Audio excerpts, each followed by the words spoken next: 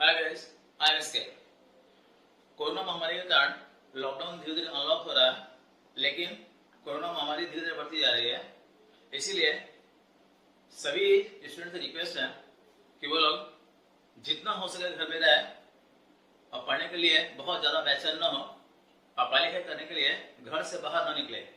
ज़्यादा से ज़्यादा ऑनलाइन का सहारा लें, घर में सेल्फ स्टडी करें, stay home stay safe.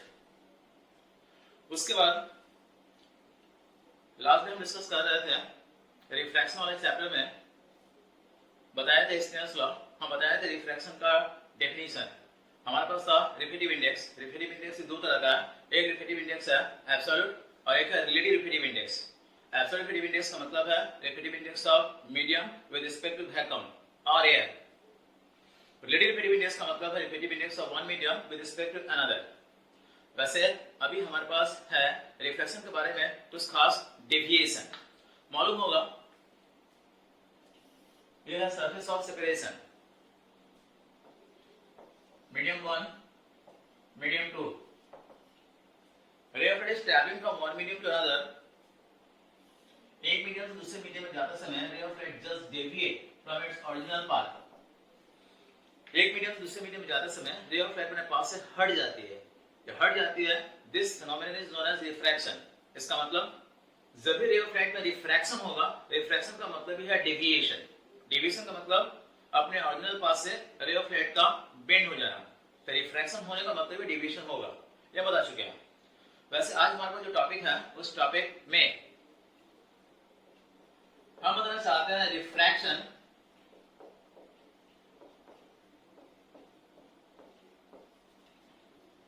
Through a glass slab. Refraction through glass slab, ये आज का टॉपिक हमारे पास है। इसके बारे में डिस्कस करेंगे। ग्लास स्लैब का मतलब क्या है? ग्लास स्लैब का मतलब है just we have the rectangular block of glass. हमारे पास ग्लास का ब्लॉक है इस तरह का, ये रेक्टेंगुलर ब्लॉक है ग्लास का। ब्लॉक का नाम दे रहा है ए बी सी डी। यहां का मीडियम है एयर, यहां का मीडियम है एयर और ये जो है ब्लॉक ऑफ ग्लास। इस ग्लास ब्लॉक के ऊपर रे ऑफ लाइट स्ट्राइक करेगी, इंसिडेंट रे इस तरह। इंसिडेंट रे इसका नाम दे रहा है PQ। Ray of light is travelling from air to glass. We have the normal air to glass में जाने से ray of light bend towards the normal. कांच के अंदर जा रही है रे ऑफ लाइट, फिर यहां पर नॉर्मल खींचेंगे। Ray of light is travelling from glass to air, bends away from the normal. कोई भी रे ऑफ लाइट ग्लास के अंदर स्ट्राइक करे तो उसमें देखा गया ray of light suffer refraction by two different times. Refraction दो बार होगा। एक बार रिफ्रैक्शन होगा ऑन द सरफेस AB, यहां पर ray of light air to glass bend towards normal. उसके बाद ray of light glass to air bends away from the normal. दो बार रिफ्रैक्शन होगा और दो बार रिफ्रैक्शन होगा तो बताना चाहते हैं इसमें कितना होगा डेविएशन। ये हमारे पास बहुत ही simple rectangular block of glass है। रिफ्रैक्शन होगा दो बार, air to glass, glass to air. और शायद ग्लास ब्लॉक में देखे भी होंगे। अब ग्लास ब्लॉक नहीं देखे हो तो हमारे पास ग्लास ब्लॉक है। जो ग्लास स्लैब है वो देखने में ग्लास स्लैब इस तरह का होता है। ये ग्लास स्लैब है, बहुत सिंपल ग्लास ब्लॉक है, कांच का बना हुआ एक टुकड़ा है। इस ग्लास स्लैब के अंदर से रे ऑफ लाइट पहले इधर से आएगी, इधर से आएगी माने ray of light travelling from air to glass. उसके बाद रे ऑफ लाइट यहां से बाहर निकलेगी। Ray of light travelling from glass to air. Refraction दो बार होगा, एक बार रिफ्रैक्शन होगा इस सरफेस से, एक बार इस सरफेस से। डिफरेंस क्या है? पहले वाले सरफेस में एयर टू ग्लास और दूसरे वाले सरफेस में ग्लास टू एयर।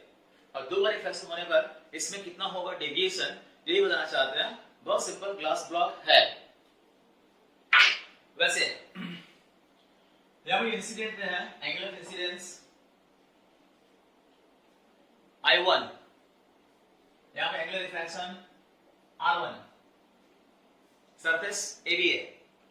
उसका फिर यहां पे स्ट्रेट करेंगे सरफेस पर CD, यहां पे एंगल ऑफ इंसिडेंस होगा। पहले वाले का जो एंगल ऑफ रिफ्रैक्शन है वही होगा यहां का angle of incidence, because this two angles are alternate angles. ये दोनों अल्टरनेट एंगल्स है। ये एंगल R1 है, ये एंगल R1 होगा। और फिर यहां पर जो एंगल बनेगा इस एंगल को मान लेना है I2। जो एंगल हमें दिखाई दे रहा है I2, इसका नाम है एंगल ऑफ इमर्जेंस, बाहर निकल रही है। इस रे का भी नाम है इस रे का नाम है इमर्जेंट रे। ये रे सिंपल है,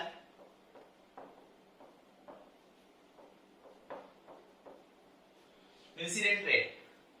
और इस जो रे दिखाई दे रहा है, इस रे का नाम रखा गया रिफ्रैक्टेड रे। हम पहले नाम दिया है PQ, इसका नाम दे रहा है RS। यहाँ पर रिफ्लेक्शन दो बार हो रहा है AB और CD पर। जब AB पर रिफ्लेक्शन हो रहा है angular incidence I1, angular reflection R1। जब यहाँ रिफ्लेक्शन होगा एंगुलर इंसिडेंस R1, ये एंगल ऑफ रिफ्रैक्शन I2। इसका नाम रखा गया एंगल ऑफ इमर्जेंस, है एक्चुअली एंगल ऑफ रिफ्रैक्शन। ये डायग्राम हमारे पास है, रे ऑफ लाइट का रिफ्लेक्शन होगा दो बार। हम जानना चाहते हैं इसमें डेविएशन कितना हुआ। डेविएशन के लिए इसमें अप्लाई करेंगे स्नेल्स लॉ दो बार। सबसे पहले स्नेल्स अप्लाई कर रहा है on the face AB, Yugal of face AB है, यहां पे स्नेल्स अप्लाई कर रहा है।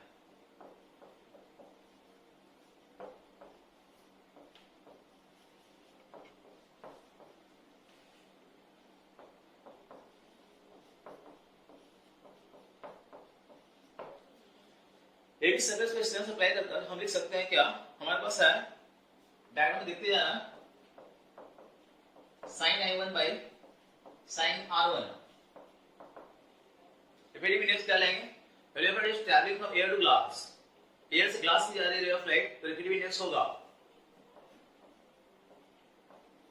A mu G। बहुत खास है, याद रखना, ray of light is travelling from air to glass, A mu G। इसको पढ़ेंगे क्या, पढ़ेंगे refractive index of glass with respect to air. ये हमारे पास है इक्वेशन नंबर 1। स्नेल्स लॉ फिर अप्लाई कर रहे हैं, applying Snell's law on the face CD। इस नीचे वाले फेस पे स्नेल्स अप्लाई करके हम कितना लिख सकते हैं, नीचे वाले फेस के लिए what is the angle of incidence, angle of incidence क्या होगा R1, एंगल ऑफ रिफ्रैक्शन क्या होगा I2। स्नेल्स अप्लाई कर क्या लिख सकते हैं, sin R1 by sin I2। ray of light is traveling from glass to air, what is the refractive index, refractive index इस बार होगा G mu A। the ray of light is traveling from glass to air, इसलिए refractive index हम लेंगे G mu A। Equation number 2, इन दोनों को multiply कर रहा है,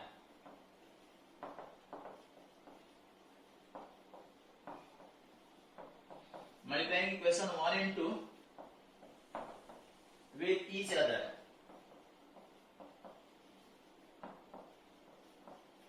we get left hand side sin I1 by sin R1 into sin R1 by sin I2 is equal to A mu G into G mu A। Left hand side में sin R1 cancel, it becomes sin I1 by sin I2। फिर right hand side बोल सकते हो A mu G G mu A, दोनों आपस में दूसरे का रेसिप्रोकल है। हम पूर्व में बताए थे लास्ट वीडियो में बताए थे A mu G G mu A दोनों को मल्टीप्लाई करने पर होगा कितना, ये होगा 1, तो ये होगा sin I1 is equal to sin I2। इसका मतलब I1 is equal to I2। Angle of incidence is equal to angle of emergence, ये दोनों एंगल बराबर होगा। इसका मतलब क्या है, what is the important conclusion, angle of incidence is equal to angle of refraction. इसका मतलब ये है कि रे ऑफ लाइट का रिफ्रैक्शन दो बार होगा। पहली बार में ray of light bend towards normal, उसके बाद ray of light bends away from the normal. पहले वाले केस में रे ऑफ लाइट नॉर्मल की तरफ जितना मुड़ी है और दूसरे वाले केस में उतना ही अवे चली जाएगी। ये दोनों एंगल बराबर होने का मतलब है कि इसमें इंसिडेंट इमर्जेंट रे बिकम्स पैरेलल। हम देख सकते हैं इस तरह,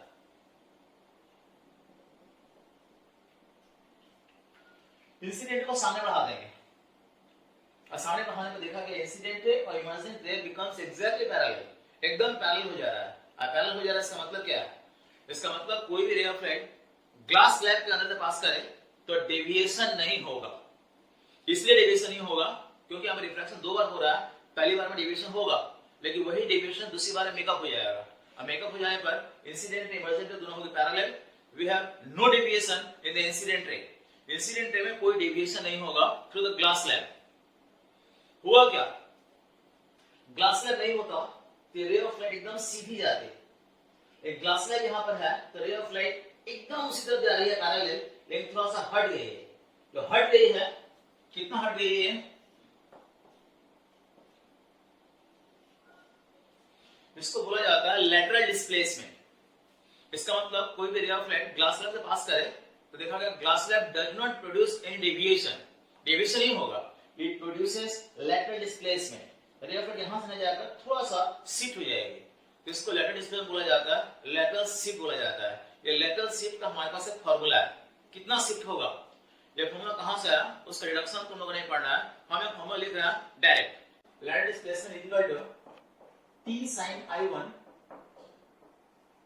1 minus cos i1 root over mu square minus sin square i1।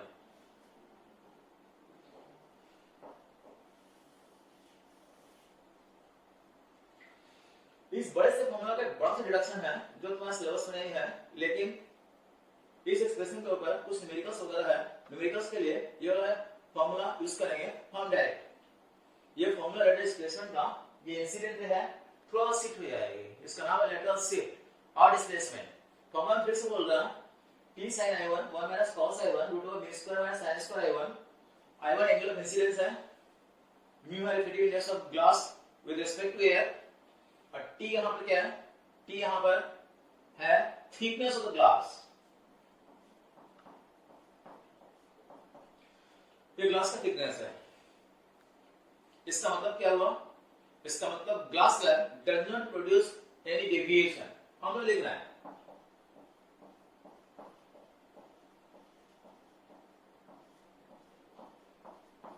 Glass slab does not produce any deviation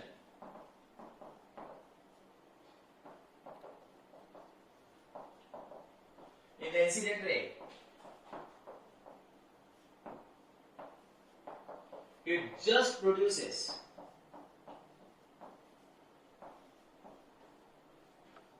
lateral displacement।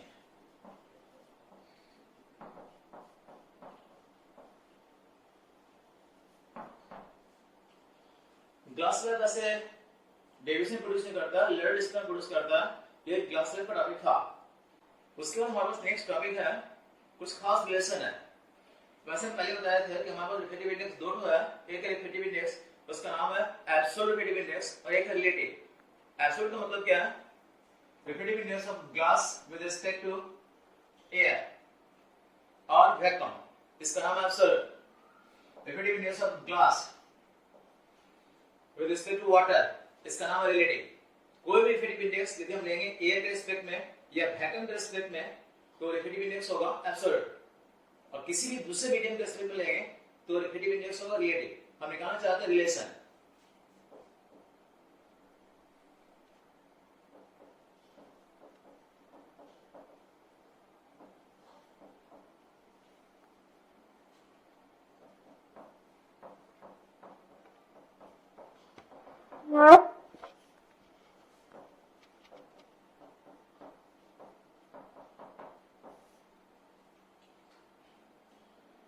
Absolute refractive index और रिलेटिव रिफ्रैक्टिव इंडेक्स के बीच में रिलेशन निकालने के लिए हमारे पास सबसे पहले डायग्राम है।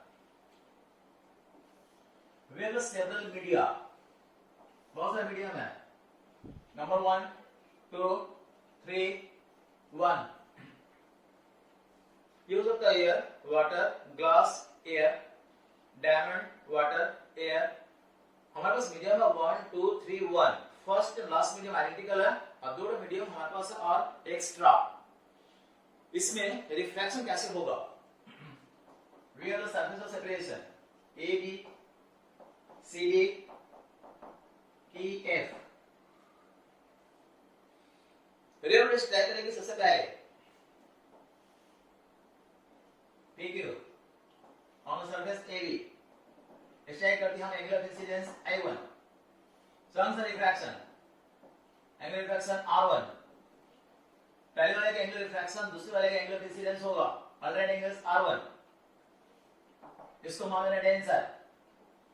R2, फिर यहाँ पे angle of incidence R2, last में रे ऑफ लाइट बाहर निकल के जाएगी, इमर्जेंट है, ये इमर्जेंट है, हर समय इंसिडेंट रे के पैरेलल होगी, बीच में 2 मीडियम हो, 3 मीडियम हो या 10 मीडियम हो, जितना मीडियम बीच में होगा इंसिडेंट है, इमर्जेंट है, ऑलवेज पैरेलल। इसका मतलब I1 और ये एंगल I1 हर समय बराबर होगा। इस डायग्राम में रिफ्लेक्शन हो रहा है कितनी बार, कितना बार रिफ्लेक्शन हुआ, एक बार रिफ्लेक्शन हुआ ऑन द फेस AB, एक बार हुआ CD, एक बार हुआ EF, 3 बार रिफ्लेक्शन होने के कारण हम अप्लाई करेंगे Snell's law 3 bar.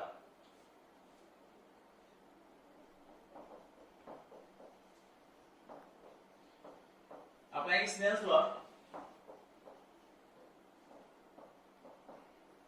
on the face AB, CD and EF.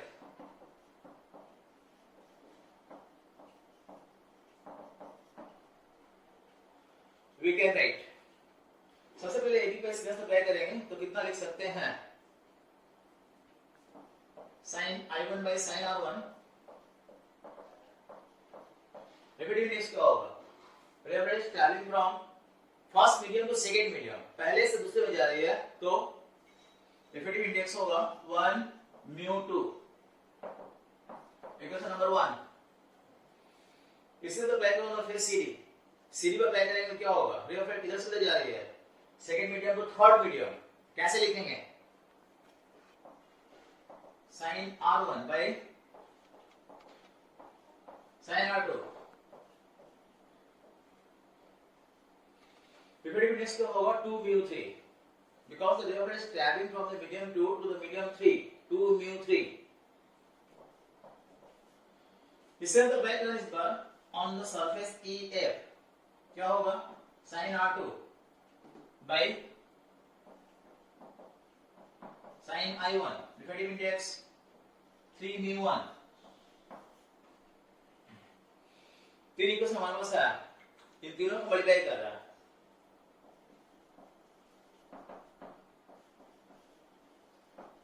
multiplying equation 1, 2 and 3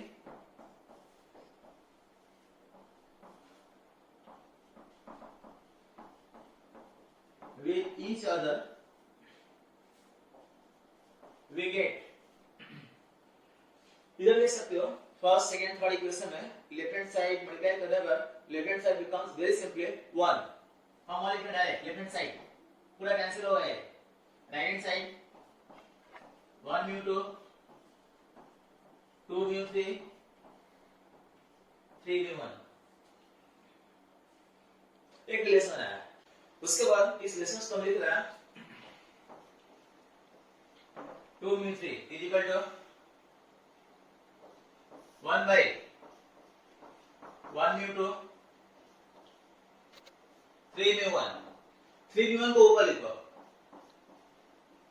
1 mu 3, 1 mu 2,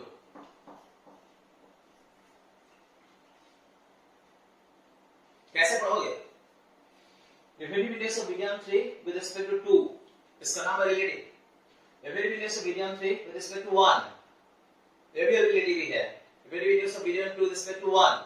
अब ये मान ले रहा है फर्स्ट मीडियम इज एयर और वैक्यूम, पहले मीडियम को एयर और वैक्यूम मान लेंगे तो ये फर्स्ट मीडियम है, इसको एयर या वैक्यूम मान ले रहा है, ये होगा म्यू 3 by म्यू 2। इस तरह हम कुछ भी नहीं लिखे हैं, कुछ भी लिखे, इसका मतलब यहाँ पे एयर और वैक्यूम है, एयर और वैक्यूम हो तो यहाँ पर लिखना जरूरी नहीं है, यहाँ पे कुछ नहीं लिखा है, इसका मतलब एयर और वैक्यूम है। इसको कैसे पढ़ेंगे, ये होगा relative index of medium 3 with respect to air, relative index of medium 2 with respect to air, इसका मतलब दोनों एयर के रिस्पेक्ट में है, ये दोनों रिलेटिव इंडेक्स हमारे पास है एब्सोल्यूट, ये रिलेटिव इंडेक्स क्या है, रिलेटिव, ये हो गया final relation 2 mu 3 is equal to mu 3 by mu 2। इस रिलेशंस का वैसे हम न्यूमेरिकल्स में काफी इस्तेमाल करेंगे, रिलेटिव इंडेक्स और ये दोनों एब्सोल्यूट है, कैसे इस्तेमाल करेंगे इसके लिए वैसे एग्जांपल देखना बता रहा है। एग्जांपल्स के लिए हम इस तरह डायग्राम ले रहे हैं, ये हमारे पास मीडियम है वाटर, ये मीडियम हमारे पास है ग्लास, वाटर का इफेक्टिव डेप्थ है एब्सोल्यूट दिया रहेगा 1.33, ग्लास का इफेक्टिव डेप्थ दिया रहेगा 1.5, refrigerator stabbing from water to glass, effectiveness कम है, रेयर मीडियम, इफेक्टिवनेस ज्यादा है, denser medium, refrigerator bend toward the normal, angle of incidence I, angle of reflection R. इस डायग्राम में कैसे अप्लाई करेंगे Snell's law, sin r, refrigerator stabbing में water to glass, water का इफेक्टिव दिया हुआ है, ग्लास का इफेक्टिव दिया हुआ है, इससे हम अप्लाई करने के लिए हम इफेक्टिव इंडेक्स लेंगे कौन सा, वाटर का लोगे ग्लास का लोगे, कौन सा इफेक्टिव इंडेक्स लोगे, वाटर का लोगे ग्लास, वैसे हम इफेक्टिव इंडेक्स लेंगे। Refrigerator stabbing water to glass तो तुम इफेक्टिव इंडेक्स लेना W म्यू जी रिलेटिव, जैसे लोगे W म्यू जी यहां पर क्या लिखा हुआ है म्यू 3 म्यू 2 माने 2 म्यू 3 को कितना लिख सकते हो म्यू 3 बाय म्यू 2, यहां पर क्या होगा W म्यू जी होगा mu G by mu W, mu G का मतलब 1.5 और म्यू W माने 1.33, इसका मतलब इफेक्टिव इंडेक्स हम क्या लिए, इफेक्टिव इंडेक्स हम लिए effective index of glass by water. Metres का काफी इस्तेमाल होगा और मीटर्स बनाते समय यहां दिखाई दे रहा है, आई मालूम होगा तार निकल जाएगा, आर मालूम होगा तार निकल जाएगा, यहां पर वैसे हम रिलेटिव को एब्सोल्यूट में कन्वर्ट कर न्यूमेरिकल सॉल्व करेंगे। ये हमारा पास एक रिलेशन था। उसके बाद हमारे पास कुछ खास टॉपिक है इसमें, real depth and apparent depth. हम धीरे धीरे इस चैप्टर का डेप्थ में जा रहे हैं और डेप्थ में जाकर हल्का सा फॉर्मूला निकालेंगे, और फॉर्मूला निकालने के बाद हम फिर डेप्थ से बाहर आ जाएंगे। रियल डेप्थ एपरेंट डेप्थ है क्या जानने के लिए सबसे पहले डायग्राम, एक मीडियम है सपोज रेयर, ये एक मीडियम है denser, rare suppose we have air, denser we have water। मालूम होगा ये वाटर है डेंसर मीडियम,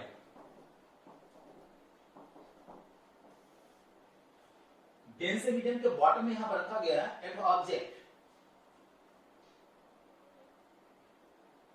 इस ऑब्जेक्ट को हम देख रहे हैं बाहर से थ्रू एयर, हवा से देखेंगे यहां पर, ठीक है। सॉलिड को देख रहे हैं यहां पर we have the position of the eye, eye का डायग्राम हम नहीं बना रहा है, यहां पर आई लिखकर यहां पे इसका कर दे रहा है, ये आई है। एक आदमी यहां खड़े होकर इस ऑब्जेक्ट को देख रहा है इनसाइड वाटर, जैसे इस ऑब्जेक्ट को देखेगा ये आदमी यहां पर वाटर के अंदर ये ऑब्जेक्ट उस आदमी को दिखाई देगा, कैसा दिखाई देने के लिए सबसे पहले रे ऑफ लाइट,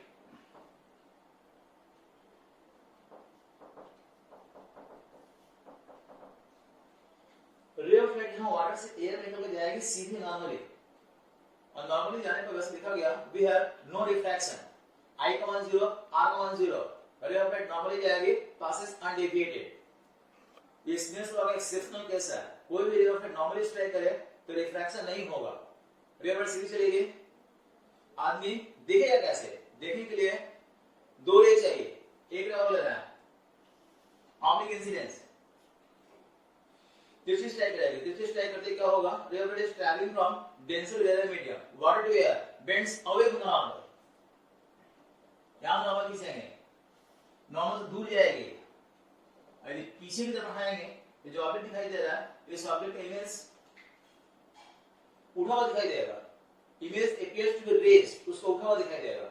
इस ऑब्जेक्ट का इमेज उठा हुआ को दिखाई दिया, इसका मेन कारण है ray of light while travelling from denser rare medium bends away from the normal, ray of light denser से रेयर में ज्यादा समय नॉर्मल दूर जा रही है, पीछे की तरफ आने पर इमेज उठा हुआ दिखाई देगा, उठा हुआ दिखाई देगा। तो what is the real depth, what is the apparent depth, इस डायग्राम में PO रियल डेप्थ है, लेकिन बाहर से देखेंगे हमको रियल डेप्थ दिखाई नहीं देगा, object appears to be raised, ये दिखाई देगा PO डैश एपरेंट डेप्थ। इस डायग्राम को देख कर बता सकते हो कौन सा डेप्थ ज्यादा है, इस डायग्राम से पता चल रहा है कि real depth is greater than apparent depth. ये रियल डेप्थ एपरेंट डेप्थ से ज्यादा होगा। बहुत सिंपल केस है। अब ये बता सकते हो कि यहाँ पे जो एपरेंट डेप्थ दिखाई दे रहा है, ये एपरेंट डेप्थ भी ज्यादा हो सकता है क्या? यहाँ पे एपरेंट डेप्थ कम है, ये क्या ज्यादा हो सकता है रियल डेप्थ से? ज्यादा होने के लिए हमारे पास कुछ दूसरा केस है।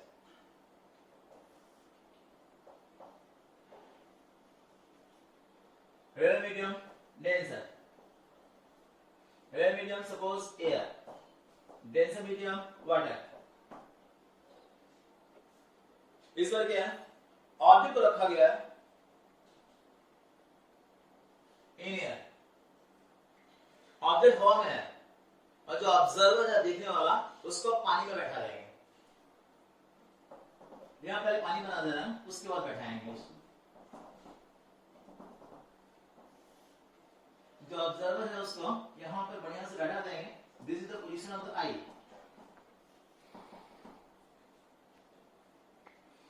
यहाँ का पोजीशन ऑब्जर्वर का, आदमी को पानी के अंदर बैठा देंगे और बैठने के बाद आदमी जो है पानी में रहकर हवा में देखेगा। आदमी पानी में रहकर हवा में देखेगा, कैसे देखेगा पता नहीं। वैसे तुम लोग कभी पानी में रहकर आंख खोलकर हवा में देखे हो कि नहीं? वैसे देखा गया पानी में डुबकी लगाकर, वैसे हम लोग आंख खोलकर कभी देखे ही नहीं। कुछ लोग ऐसे भी हैं जो पानी में डुबकी नहीं लगाते हैं, किनारे बैठ के चारों ओर डाल लेते हैं, काफी डर भी लगता है उनको।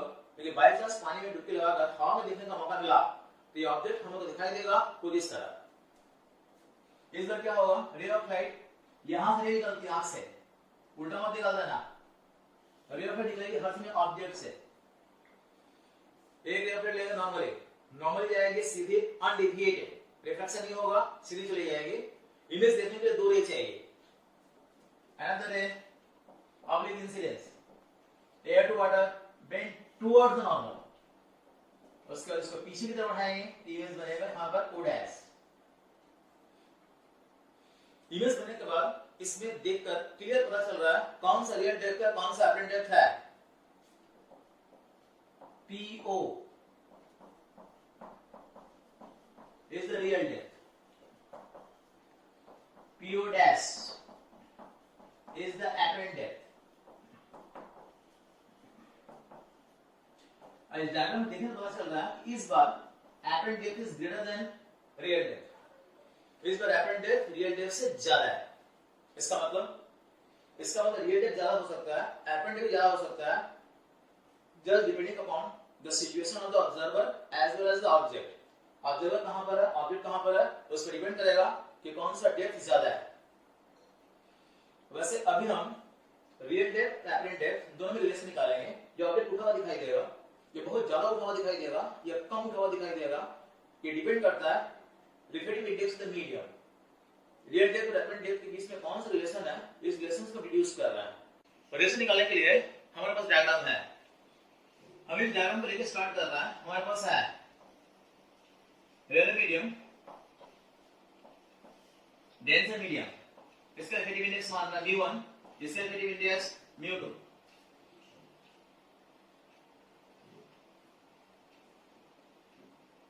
We have the position of the object। Object कहां है? We have the position of the object। Denser medium को इस तरह रिप्रेजेंट कर रहा है। ऑब्जेक्ट हमारे पास है इनसाइड द डेंसर मीडियम। ये ऑब्जेक्ट है, देखने के लिए यहां पर ऑब्जर्वर है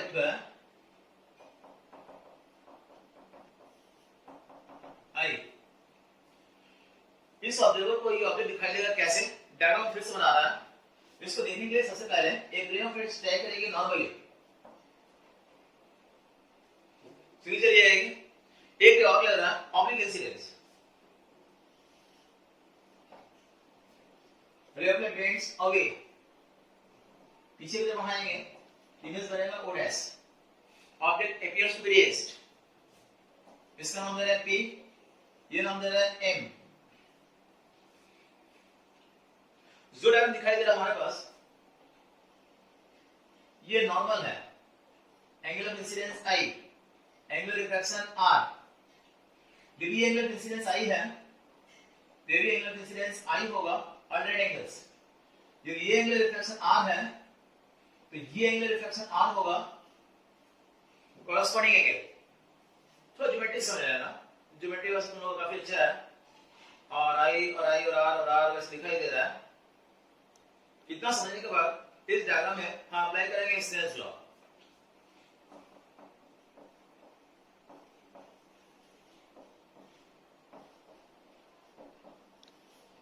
from Snell's law we can write relative stabbing from second to first, sin A by sin R, derivative बहुत सावधानी से लेना, सेकंड से फर्स्ट, तो 2μ1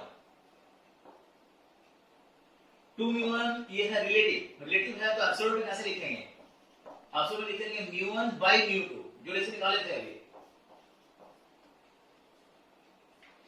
वेरी सिंपल, इस तरह से अप्लाई करने के बाद लिखा है sin A by sin R इसको μ1 by μ2। उसके बाद बहुत ध्यान से सुनना, क्योंकि ये जो आदमी है ऑब्जर्वर, इस ऑब्जेक्ट का इमेज यहां दिखेगा O डैश, और ये वाला इमेज इस आदमी को तभी दिखाई देगा when both the refracted ray enters into the eye। दोनों का दोनों रे आदमी के आंख में एक साथ जाना चाहिए, तब जाके इमेज दिखाई देगा। एक रे आंख में गया और दूसरा रे कान में चला गया तो दिखाई नहीं देगा उसके इमेज, कि दोनों रे उसके आंख में जाना चाहिए। दोनों का दोनों रे आंख में कैसे जाएगा, उसके लिए रूल ये है कि जो दिखाई देगा डिस्टेंस हमारे पास pm, that pm should be very small, pm बहुत छोटा होगा।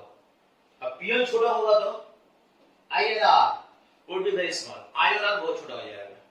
इसका मतलब यदि हम इमेज देखना चाहते हैं, two refracted ray must enter into the eye, दोनों रे आंख में जाना चाहिए, और दोनों रे आंख में जाने के लिए pm should be very small, pm छोटा होगा तो I and R would be very small, और I और R यदि छोटा है तो कुछ खास रूल मालूम होगा फिजिक्स का। When theta is very small, sin theta is theta. When theta is very small, tan theta is theta. सुने होगे, पढ़े होगे। यहां पर क्या करेंगे, दोनों को जोड़ेंगे I and R, I and R would be I and R would be very small, I और R बहुत छोटा होगा, और छोटा होगा तो यानी छोटा होने पर sin थीटा को थीटा ले सकते हैं, tan थीटा को थीटा ले सकते हैं। हमारे पास यहाँ पे क्या है, sin A by sin R है, I and R very small, I और R बहुत छोटा है, और बहुत छोटा है तभी हम sin थीटा को थीटा नहीं लिखेंगे, sin थीटा को लिखेंगे tan थीटा, sin को डायरेक्ट रिप्लेस करेंगे टेंजेंट। यहाँ sin A by sin R दिखाई दे रहा है, इसको लिखेंगे tan A by tan R is equal to μ1 by μ2। जो डिस्टेंस वाला sin A sin R था वो tan A tan R में कन्वर्ट हो गया। क्यों कन्वर्ट हुआ उसके लिए उधर लिखना पड़ेगा, हम डिस्क्रिप्शन में नोट्स भी वैसे दे देंगे, वहां से डाउनलोड करके देख लेना। tan A tan R इसको μ1 μ2, tan I उस डायग्राम में देखो, tan I के लिए वैसे हमारे पास राइट एंगल ट्रायंगल है PMO। इस राइट एंगल ट्रायंगल में इसका tan लेंगे तो perpendicular by base PM by PO, tan R PMO dash, ये होगा PM by PO dash is equal to μ1 by μ2। PM cancel होगा, PO dash by PO, μ1 by μ2। μ1 by μ2 तो उल्टा कर लेते हैं, it becomes μ2 by μ1 is equal to PO by PO dash। PO क्या है, डायग्राम देखो बता सकते हो, PO हमारे पास है रियल डेप्थ, PO dash क्या है,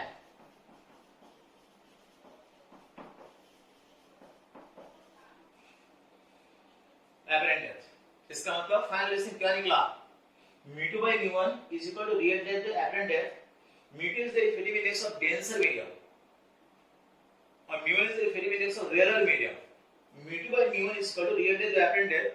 लेकिन खास करके देखा गया इन जनरल केसेस जो rarer medium है, that rarer medium generally exists in the form of air, ये एयर में रहता है, ऑब्जर्वर फर्स्ट में जो देखने वाला है वो एयर में रहता है, तो rarer medium यदि एयर है तो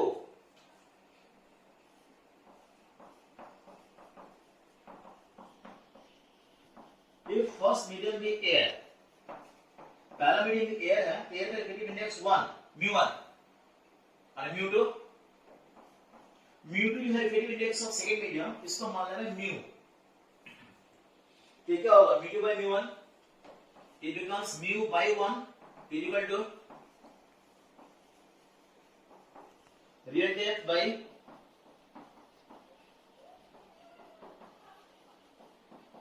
apparent depth।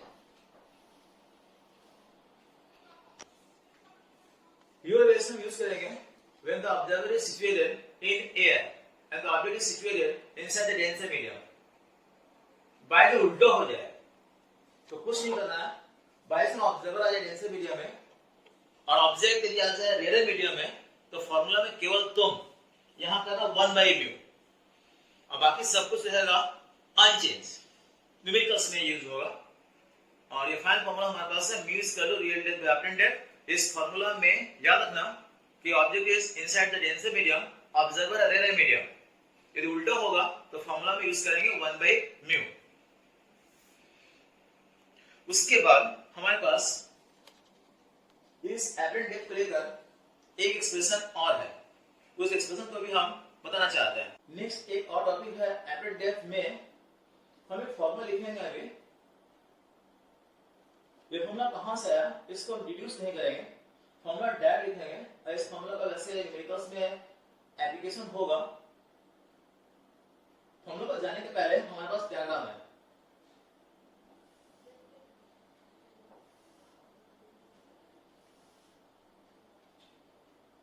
ये एक मीडियम है, सपोज वाटर कोई मीडियम होगा। ये एक मीडियम है, different medium, suppose we have oil, कुछ दूसरा मीडियम है। इसका रिफ्रैक्टिव इंडेक्स है म्यू2, इसका रिफ्रैक्टिव इंडेक्स है म्यू1। ये मीडियम है एयर। गैस देखो डायग्राम में कितना मीडियम है। ये फर्स्ट मीडियम है, कुछ भी हो सकता है, वाटर है, ग्लास है, डायमंड हो सकता है, ये ऑयल हो सकता है, वाटर कुछ भी हो सकता है। वैसे हम डायग्राम में अभी मानेंगे, डायग्राम बनाने के लिए केवल सुविधा के लिए म्यू1 इज ग्रेटर देन म्यू2, डायग्राम बनाने में सुविधा होगा। इस मीडियम को मानेंगे डेंसर, इसको मानेंगे रेयर और ये और भी रेयर है। हम बताना चाहते हैं कौन सा फार्मूला कैसा। उसके लिए सबसे पहले हमारे पास एक ऑब्जेक्ट है, ये ऑब्जेक्ट रखा गया just at the base O. इस ऑब्जेक्ट को बाहर में एक ऑब्जर्वर है,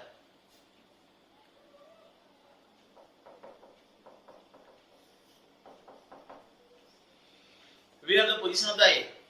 ये ऑब्जर्वर इस ऑब्जेक्ट को देखेगा, ये ऑब्जेक्ट उसको उठा हुआ दिखाई देगा। कितना, कैसे? हमारे पास रे डायग्राम है। रे डायग्राम के लिए हम सबसे पहले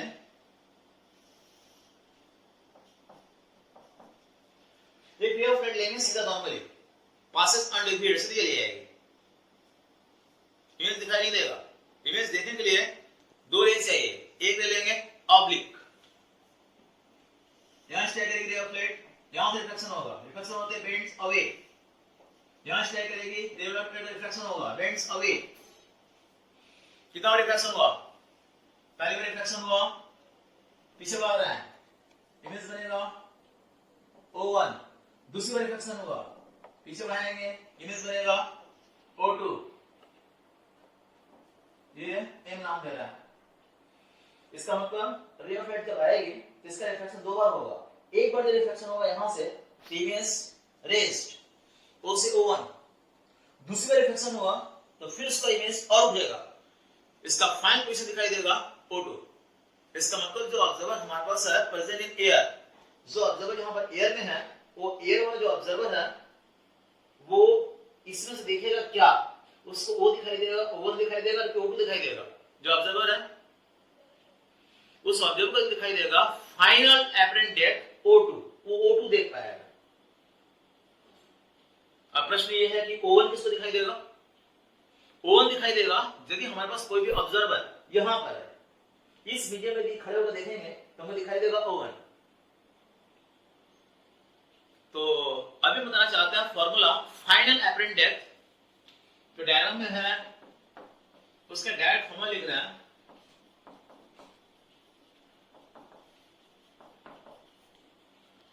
ये जो फाइनल अपरेंट डेप्थ दिखाई दे रहा है हमारे पास, इस सरफेस से लेकर ये फाइनल पोजीशन दिखाई दे रहा है। यहां पर ये जो फाइनल अपरेंट डेप्थ दिखाई दे रहा है इस एपरेंट डेप्थ का नाम है AMO2। नाम तो सुनने में अजीब लग रहा है, AMO2। तो ये AMO2 का जो फॉर्मूला है फाइनल एपरेंट डेप्थ, इसका फॉर्म डायरेक्ट लिख रहा है H1/μ1 प्लस H2/μ2। ये फाइनल एपरेंट डेप्थ है, निकाल सकते हैं न्यूमेरिकल्स में। μ1 μ2 है reflective index of two medium. यहाँ पर H1 H2 क्या है? H1 is the height of the medium 1, H2 is the height of the medium 2। ये फॉर्मूला है, इस फॉर्मूला का वैसे न्यूमेरिकल्स में हम इस्तेमाल करेंगे H1/μ1 plus H2/μ2। ये मीडियम हमारे पास है एयर। बाय चांस एयर के अलावा यहाँ दो मीडियम है, तीन या चार मीडियम भी रहा तो this formula is applicable as well. ये फॉर्मूला अप्लाई होगा H1/μ1 plus H2/μ2 plus H3/μ3 H4/μ4। This formula is applicable for any number of mediums। ये हमारे पास रियल डेप्थ और एपरेंट डेप्थ का टॉपिक। उसके बाद ये रियल डेप्थ एपरेंट डेप्थ का टॉपिक शेष हो गया। इसका कुछ न्यूमेरिकल्स वगैरह भी है, न्यूमेरिकल्स वगैरह थोड़ा प्रैक्टिस कर रहा हूं। न्यूमेरिकल्स के बारे में वैसे हम बाद में डिस्कस करेंगे। और इस चैप्टर में हमारे पास नेक्स्ट टॉपिक और है critical angle and total internal reflection. और एक वीडियो और देंगे, तो उस एक वीडियो के बाद ये रिफ्लेक्शन का पूरा चैप्टर शेष होगा। लेकिन इस चैप्टर का और बचा हुआ टॉपिक्स वैसे बताएंगे नेक्स्ट डे। इतना ही आज तक, ओके।